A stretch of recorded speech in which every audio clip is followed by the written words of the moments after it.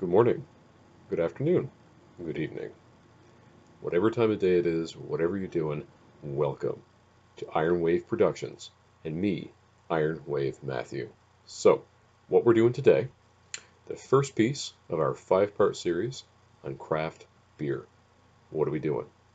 We're going to take 5 breweries and with them 5 beers from all over the Tri-County region of Nova Scotia. We're going to start in Digby, we're going to move into Yarmouth, we're going to come through Tuscott and out through Shelburne.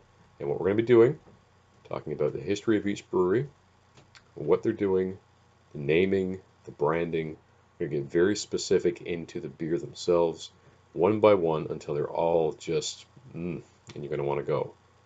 You want to go to these things once we're done here, and we're actually in series number 2, we're going to be going.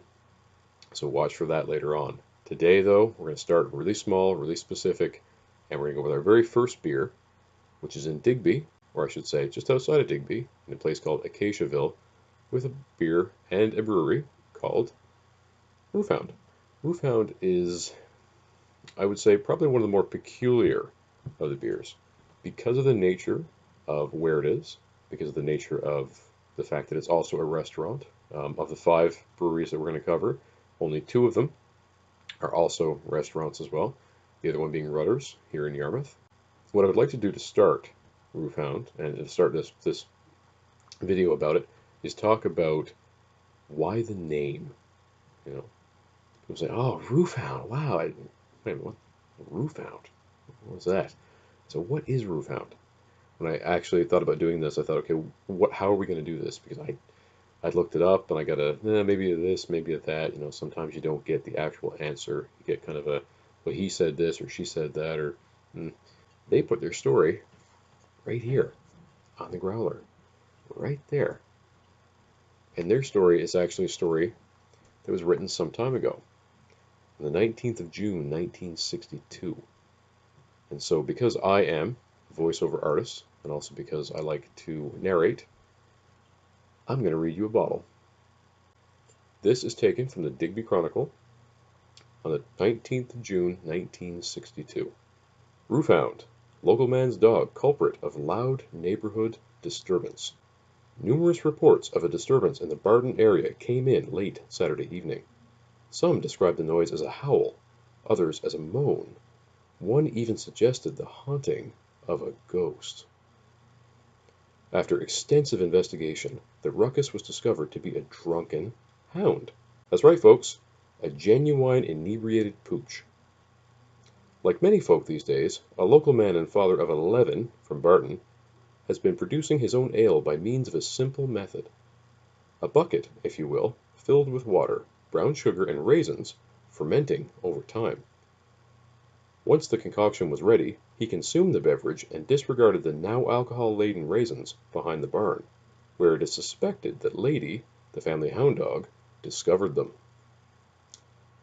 Believe it or not, this brazen beast gobbled up every last one of those plump, boozy morsels, and in a drunken state somehow scaled the woodpile, clambered up, and perched herself atop the old man's roof. "It was an awful mournful sound," Dolores Marshall remarked, a close neighbor. "I still haven't slept a wink." Apparently, the hound felt the need to serenade the entire neighborhood all night long. Old Barber Smith also recalls the incident. "It was like a siren atop an ambulance," he tells us. "I don't know what in the Sam Hill that dog was thinking."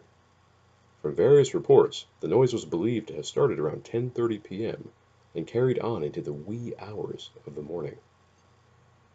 Not all were perturbed by the racket. Younger residents found Lady's display to be quite entertaining.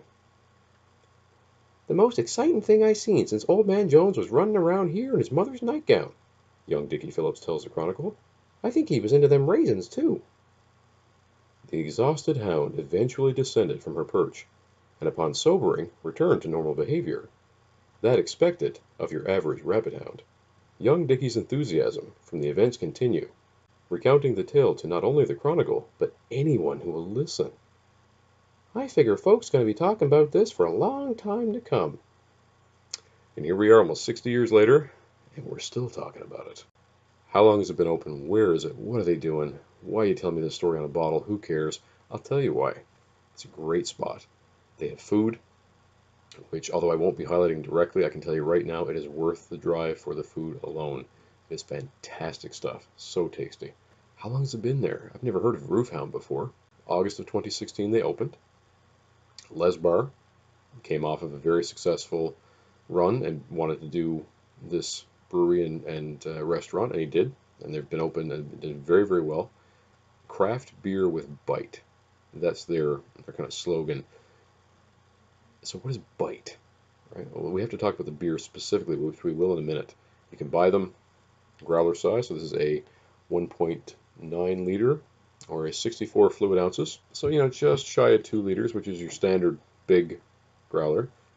You get roughly 4 pints out of that, or if you're drinking bottles, I suppose you get about 6. Cost-wise, very reasonable given what you're getting, and of course, as with all of the growlers, as you see a pile of them up there, much less to refill them than to buy one straight out. So once you have one or a couple of them, you can bring them back. You rinse them with hot water. You leave them upside down. You don't soap them. You let them rinse out. Takes the taste out of them. They'll rinse them again before they put the beer in, just to make sure. They give you a new cap. I keep these just for looks, but absolutely, if I was going to bring these back, and I have others that I use regularly, they'll pop the cap on and off, and each of them have a very different look, each of the breweries. So this is Roof Hounds. It's really neat. It's actually a beautiful bottle. It's really well designed as far as the logo. So we've got Hound on a roof. Right, that's Lady. And Lady, of course, we've talked about Lady. Let me talk to you about the beer I've tried, because I've tried quite a few at Roofhound. We have done the Big Stink, which is an American IPA. So IPA, for those of you who don't know, is a stronger tasting beer. I like the IPAs. I've learned to kind of appreciate them. It takes a bit of time to get into them. They're not necessarily like you might have with a blonde beer or a red or something that's much more standard. You kind of expect it because we've all had, anybody who's ever drank beer has had your standard blonde or your standard red or maybe a little bit of something on the lighter side. The IPA kind of takes that and turns it on its head and makes it a bit more. It's a bit more what people think when they think of craft is the IPA. So the Big Stink definitely it's earned its name. It definitely smells like an IPA, but it's really rounded, right? They don't worry so much about the big punch up front. Some IPAs are really heavy and they just smack in and whoa, wow, and you kind of do this for a minute before you have another sip.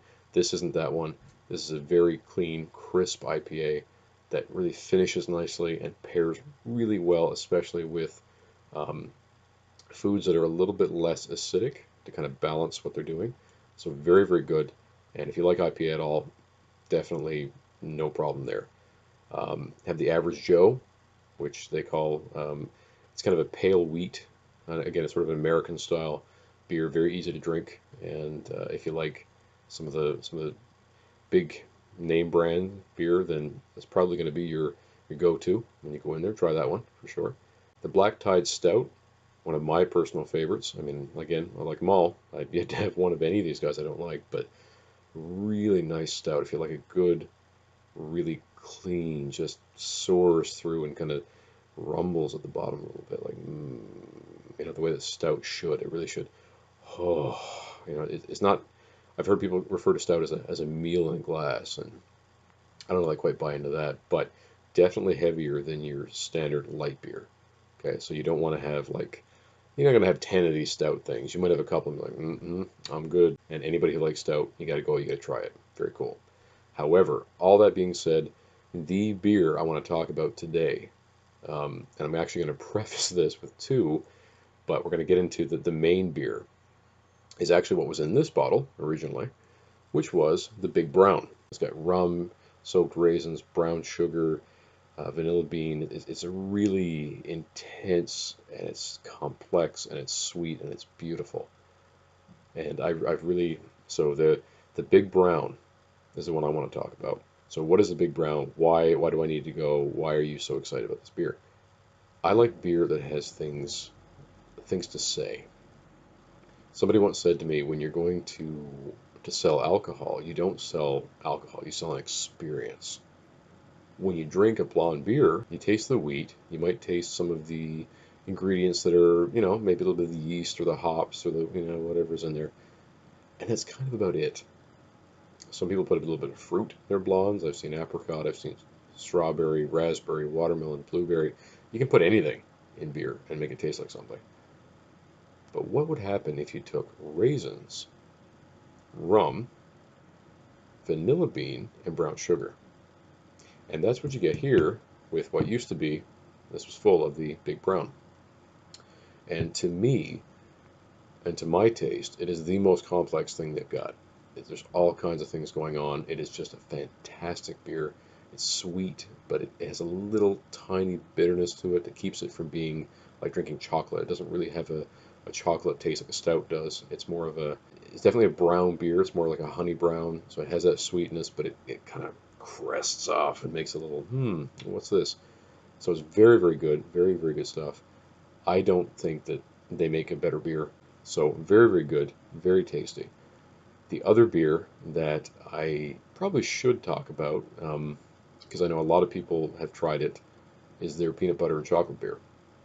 Now, unfortunately, a little known fact, or perhaps a well-known fact, depending if you know me or not, I have a severe peanut allergy.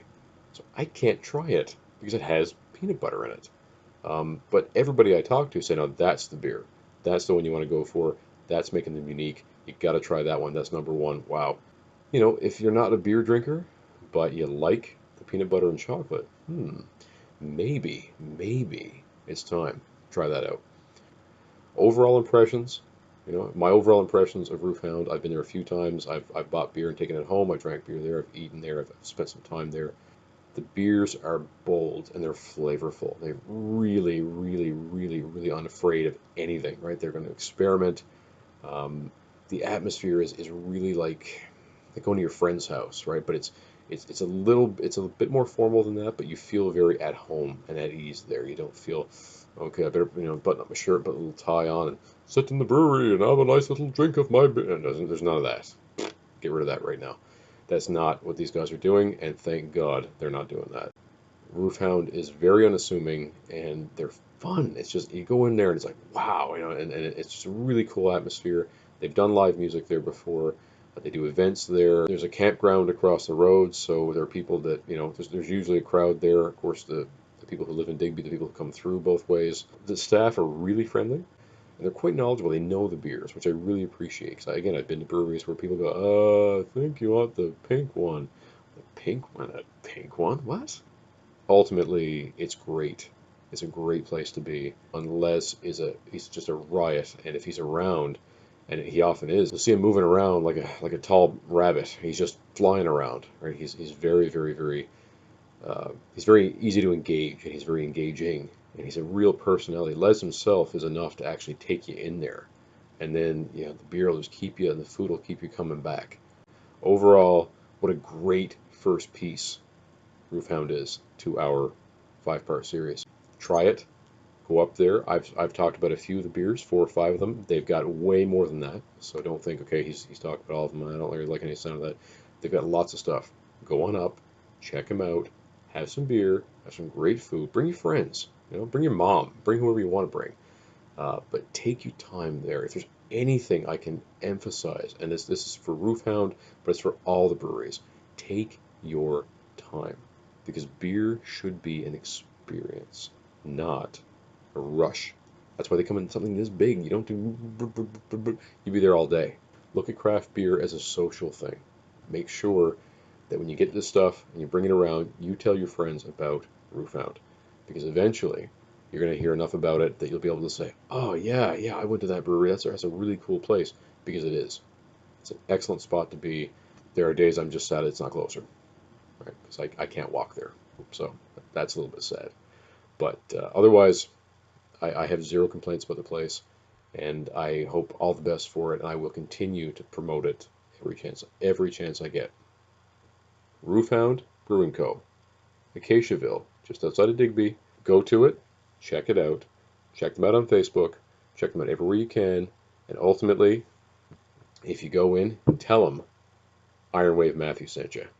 This has been Iron Wave Matthew with Iron Wave Productions. Remember, drink responsibly, don't drink and drive. And enjoy some beautiful beer. Cheers.